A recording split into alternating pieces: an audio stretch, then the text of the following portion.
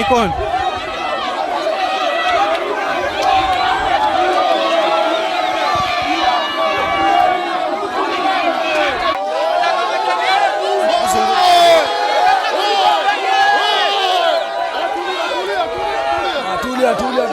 Bana hapa nasikia bana kuna wazee 4 wameshikwa kwa ndani, au sio?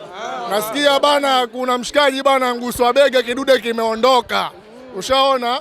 Sasa kwa hiyo bana ndio hii jamii yote imejaa hapa. Kila mmoja wanataka wazee hapo ndani watolewe, wamefichwa ndani ya nyumba ya mzee mtaa. Bana aliotolewa vitu bana, mimi ndugu yangu, si ndio?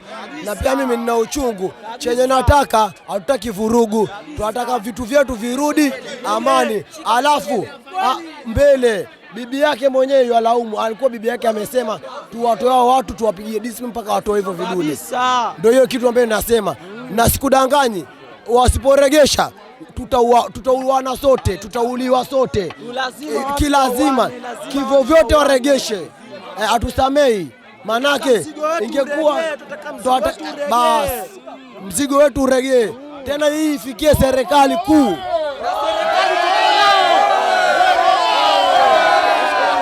Mimi nakaa hapa mtaa. Kwa ufupi hapa amani itapatikana mpaka Mboro irudi.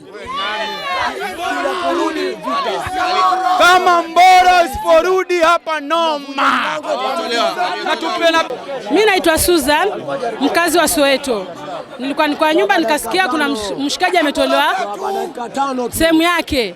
Na nimekuja kweli, nimeshuhudia ni kweli na amefichwa hapa ndani. Sisi tunataka haki yetu turegeshewe. Manake hiyo ni chakula yetu, ama tutolewe maiti yetu nje. La sivyo tumezana hii nyumba. Wenye hii nyumba watatoa. Turegeshe Mboro yetu. Dakika ni 5. Kama ingekuwa ni waizi mungetuua, lakini ni watu wa kupoteza makende mwawafungia. Mututolea hapo ndani wako 5 mututolea. Kama ingekuwa ni waizi mungewaua, lakini ni watu wa kupoteza makende. Kwa nini hamtaki mututolea watu? Kwa nini msitutolea watu?